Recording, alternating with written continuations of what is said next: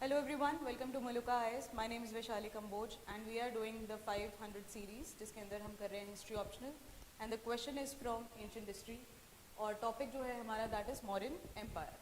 So the question says, do you think the economic factors were alone responsible for the decline of Mauryan Empire?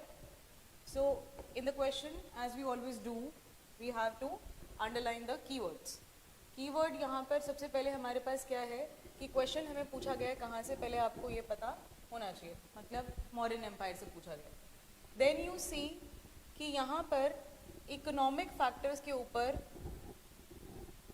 Stress दिया गया है and economic factors for the decline of Mauryan empire. अब देखो question के अंदर ही ये बात पता लग रही है कि उन्होंने अलोन वर्ड यूज किया कि इकोनॉमिक फैक्टर्स अकेले क्या रिस्पॉन्सिबल थे for the decline of Mauryan empire. तो मतलब obviously they are asking us कि और रीजंस भी आप हमें बताइए कि और कौन से रीजंस थे जो इसके डिक्लाइन के लिए जिम्मेदार होते हैं। ठीक है, सो सबसे पहले हम लोग क्या करेंगे, इंट्रोडक्शन के अंदर you will just tell about the time period. You can tell कि अशोका के आने के बाद अशोका के जो सक्सेसर्स थे they were weak, right, which resulted in the decline of this empire.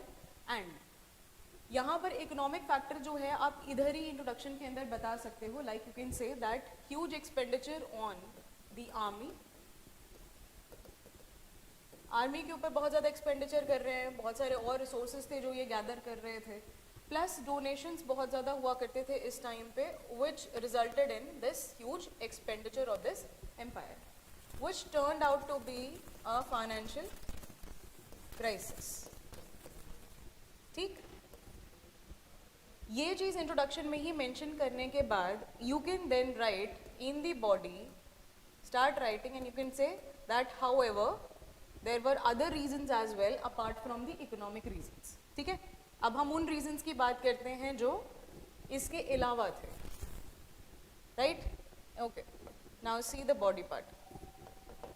Body में हम लोग क्या लिख सकते हैं यहाँ पे कि however there were certain economic reasons that were responsible for the decline of this empire but they are not the only ones and there were other reasons as well, जैसे कि the Dham policy of Ashoka. Ashoka के धाम policy के अंदर non violence का promotion किया गया था which was against the brahmanical practices. hence ऐसा माना गया कि ब्राह्मण्स जो थे उनकी पॉपुलैरिटी थोड़ी कम होती जा रही थी, जो लोग थे वो वैदिक सैक्रिफाइसेस परफॉर्म करने बंद कर रहे थे because that was obviously costly also, plus उसके अंदर वायलेंस होता था। एंड क्योंकि लोग एग्रीकल्चर को प्रैक्टिस करते हैं और ये सारा कैटल उनके लिए बहुत इंपॉर्टेंट था, that is why also brahmanical practices ज़्यादा वो लाइकेबल नहीं थी, right? Hence they preferred following this Ashoka's dhamma policy and the other religions like Buddhism and Jainism. तो एक टिल्ट जो था वो ईस्ट टुवर्ड्स हो जाता है और ऐसा माना गया कि अशोका की ये जो पॉलिसी थी आगे आने वाले टाइम पे ब्राह्मण्स की तरफ से एक ऑपोजिशन रेज करती है एंड अशोका के जो सक्सेसर्स होते हैं वो कैरी फॉरवर्ड करते हैं इस धाम पॉलिसी को, but it turned out to be negative for them. ठीक है, second we can write here the oppressive rule in certain areas. Oppressive rule किस तरीके का? कुछ एरियाज़ के अंदर ऐसा देखा गया कि ब्यूरोक्रेसी जो थी वो लोगों को तंग कर रही थी। For example reasons like Takshashila, तो बिंदुसार के टाइम पे ये ऐसे प्रॉब्लम्स हमें देखने को मिलती कि जो जनता है वो परेशान है अपनी ब्यूरोक्रेसी से, बहुत सारी करप्शन हुआ करती थी। So probably there was lack of control over such an administration, hence it led to the decline of this empire. The third one you can write here कि नॉर्थ वेस्ट फ्रंटियर जो था हमारा, north west frontier हमारा कौन सा region है? Pakistan, this is Gujarat portion, so this boundary of Mauryan empire, this was called the north west frontier.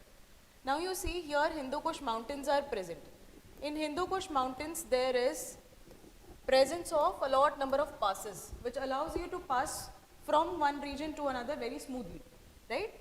Now if anybody who is controlling this empire of India, if that person is not having control over this northwest frontier, it will lead to certain invasions from the foreign.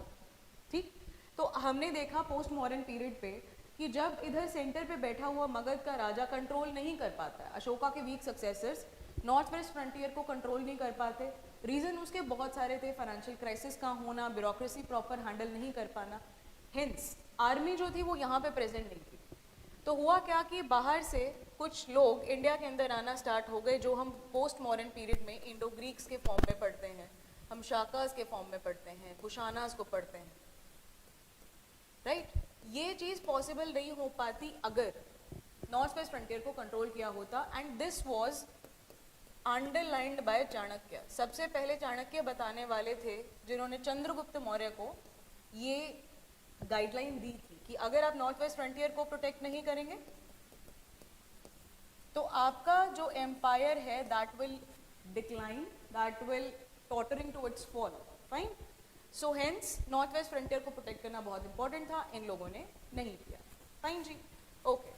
सो कुल मिला के इतने सारे reasons बनते हैं apart from the economic ones. You can also write the weak successors of Ashoka, ठीक है, that can also be one of the point. Now finally the conclusion part. Conclusion में हम लोग लिख सकते हैं यहाँ पर, कंक्लूजन में आप एंड करेंगे तो you can just tell about that combination of reasons were responsible for the decline which led to the decline of Magadh. Of course Pushyamitra Sunga का आप नाम मेंशन कर सकते हो कि सुंगा डायनेस्टी मगध के अंदर टेक ओवर करती है, and the rest of India was divided into many independent kingdoms, ठीक है। तो आप सुंगा डायनेस्टी का राइज दिखाकर कहाँ, मगध में, और रेस्ट ऑफ इंडिया के अंदर you can show the rise of independent kingdoms who were earlier under the Mauryan empire, ठीक है। जैसे हम लोग देखते हैं सतवाहनाज आएंगे, राइट, छेदी डायनेस्टी यहाँ पे राइज करेगी, Sunga dynasty itself. So hence ऐसा करके आप आंसर को अपने ख़त्म करेंगे, and here is the model answer that I have written for you. This you can refer, Telegram channel पे जाके आप लोग इसे एक्सेस कर सकते हैं, ठीक है जी। सो लाइकवाइज जैसे जैसे हमने डिस्कशन किया है यहाँ पर points are mention and the conclusion itself, right? So that is all from my side. Thank you so much for watching. I'll see you in the next session. Till then, take care and have a great day.